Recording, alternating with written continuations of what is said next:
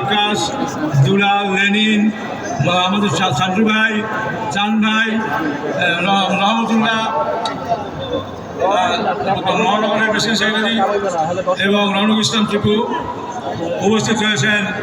অনেকদিন পরে হলেও আমাদের সকল নেতৃবৃন্দ এবং উপস্থিত সদর দক্ষিণ জেলার বিভিন্ন উপজেলা থেকে আগত নেতৃবৃন্দ, বঙ্গ সংগঠনের নেতৃবৃন্দ উপস্থিত রয়েছেন।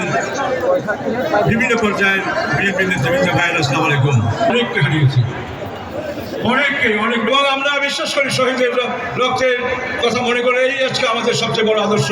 এখানে আদর্শ দর্শন নিয়ে এই সরকারের বিরুদ্ধে কোনো আন্দোলন হয় নাই।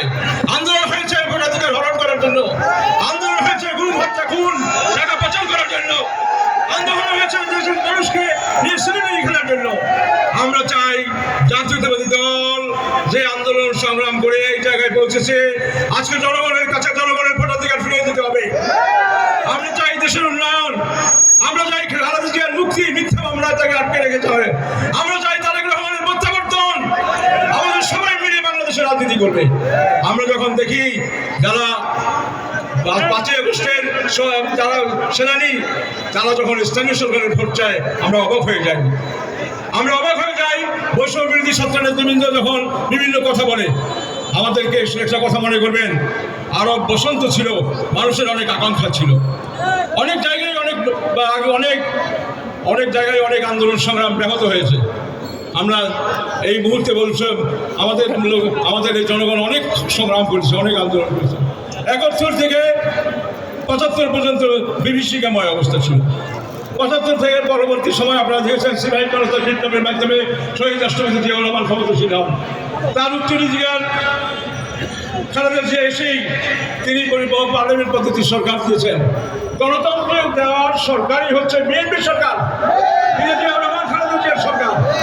তিনি এসে বরিশালকে বিভাগ, বিশ্ববিদ্যালয়, বিমানবন্দর, railway station, teachers training college, board সহ সিটি কর্পোরেশন, মেট্রোপলিটন পুলিশ অনেক ধরনের উন্নয়ন তিনি করেছেন। বরিশালের শেখ হাসিনার ভাইরা, শেখ হাসিনার আত্মীয়রা কেউ কোনো উন্নয়ন করতে পারেন নাই। শুধুমাত্র উত্তরাধিকার সূত্রে বিভিন্ন জায়গায় দুর্নীতি দুঃশাসন করেছেন।